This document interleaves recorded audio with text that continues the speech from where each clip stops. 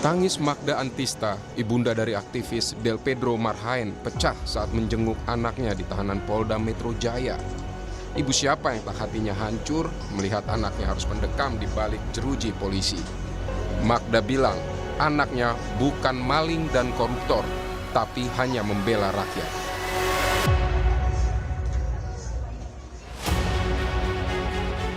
Nama Del Pedro mencuat setelah dirinya ditangkap polisi usai gelombang unjuk rasa akhir Agustus lalu.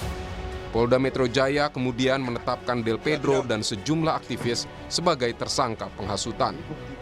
Del Pedro diduga menghasut pelajar dan anak-anak lewat media sosial. Polisi yakin sudah bekerja sesuai dengan bukti dan fakta sehingga terus melanjutkan proses hukum terhadap Del Pedro.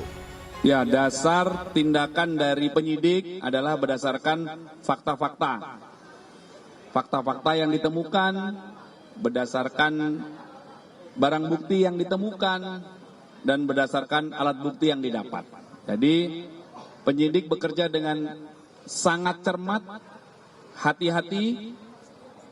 Kami punya SOP, komitmen Polda Metro Jaya akan mengusut tuntas kasus ini sebagaimana SOP yang berlaku secara proporsional dan juga secara profesional.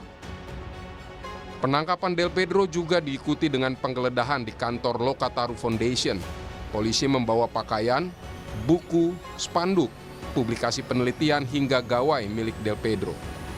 Kebetulan ada barang bukti yang diambil oleh pihak kepolisian, yaitu berupa pakaian dan juga 2 tablet, 2 unit laptop, beserta 1 unit monitor komputer dan juga keyboard dan mouse-nya. Barang-barang seperti buku-buku, spanduk, serta juga mungkin dompet yang berisikan KTP, paspor, dan juga SIM. Lokataru Foundation menilai dugaan polisi terhadap direktur eksekutifnya itu sangat keji. Apalagi Lokataru Foundation dibentuk bukan untuk menghasut, melainkan melakukan advokasi hukum, hak asasi manusia, serta pendidikan demokrasi.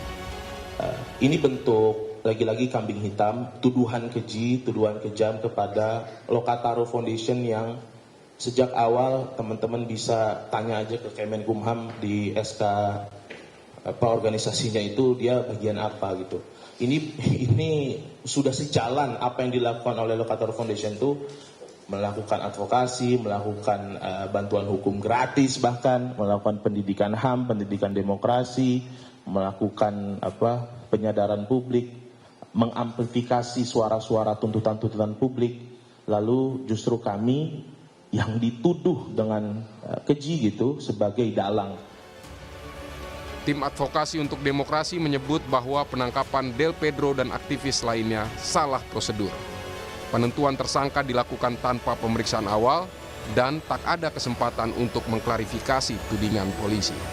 Bagaimana kemudian baik itu Muzaffar Salim, Del Pedro Marhaen, terus kemudian Qorik dan juga satu lagi Syahdan itu tidak pernah dipanggil satu kali pun dengan surat yang resmi untuk sebagai terlapor untuk melakukan klarifikasi soal sangkaan-sangkaan yang diberikan kepada mereka. Jadi baik di dalam KUHP maupun di dalam KUHP dan putusan MK sendiri itu sudah ditegaskan bahwa untuk bisa menetapkan seseorang sebagai tersangka itu sudah harus ada bukti permulaan terlebih dahulu. Jadi di sini kami melihat ada satu proses yang loncat ketika menjemput paksa teman-teman ini sampai di kepolisian. Mereka itu juga sudah dengan status tersangka, bukan orang yang hadir sebagai saksi atau terlapor untuk mengklarifikasi sangkaan-sangkaan.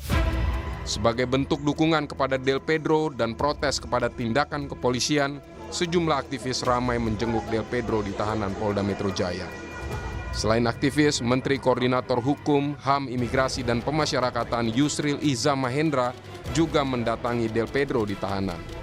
Yusril menyebut Del Pedro memang yakin tidak bersalah, namun kepolisian pun beralasan sudah cukup bukti.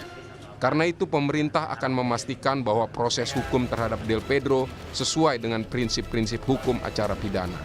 dan dia mengatakan saya tetap berpendapat bahwa saya tidak bersalah. Ya, saya katakan kami menghormati itu.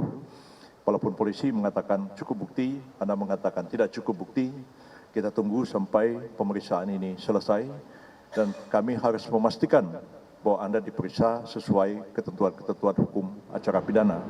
Tidak ada pemaksaan, tidak ada kekerasan, dan pemeriksaan itu dilakukan secara fair, jujur, dan adil, dan didampingi oleh penasihat hukum.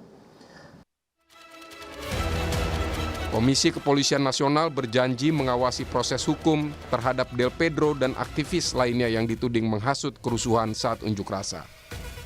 Kompolnas akan memastikan para tersangka mendapatkan hak-hak hukumnya, termasuk bebas dari intimidasi saat pemeriksaan. Satu, penangkapan. Yang kedua, penetapan tersangka sendiri kan bisa diuji di pra-peradilan. Apakah sah atau tidak, itu tentu perlu digunakan. Yang kedua, kita tentu tetap memastikan bahwa itu proses model di dalam penanganan kaitannya dengan pelaku-pelaku kerusuhan, termasuk yang khusus yang ini disangkakan pada Del Pedro, tentu hak-hak tersangka itu dapat terpenuhi, termasuk di dalam dirinya ya hak untuk diam, hak untuk membela diri, itu kan ada hak yang harus dihormati. Tim hukum advokasi aktivis bakal mempertimbangkan sejumlah langkah dan saat ini tengah menunggu hasil pengajuan penangguhan penahanan dan mempersiapkan rencana pra-peradilan. Pasalnya memang ini sifatnya bentuknya adalah penghasutan seperti itu. Tapi kita lihat gitu ya, ini tidak ada korelasi, tidak ada kausalitasnya gitu ya dengan beberapa gelombang protes yang dilakukan oleh masyarakat luas gitu ya. Akan terus melakukan pendampingan di tahapan penyidikan ini gitu ya. Mungkin coba juga menimbang beberapa hak yang memang diberikan kepada seseorang yang ditetapkan sebagai tersangka, yaitu salah satunya melakukan penangguhan penahanan atau mengajukan permohonan pra-peradilan gitu ya. Amnesty Internasional Indonesia menilai tuduhan polisi soal penghasutan lemah sebab ajakan berunjuk rasa sah dan dilindungi undang-undang dan bukan ajakan untuk melakukan kekerasan. Nah, hampir keseluruhan konten atau materi yang saya lihat di dalam unggahan-unggahan itu semuanya bersifat legitimate dalam arti kalaupun mereka dianggap menghasut orang atau menghasut anak untuk melakukan unjuk rasa atau untuk melakukan demonstrasi dalam menyatakan pendapat dan pikiran mereka. Nah, kalau demikian halnya, justru hak itu dijamin oleh konstitusi, dijamin oleh undang-undang, termasuk undang-undang perlindungan anak.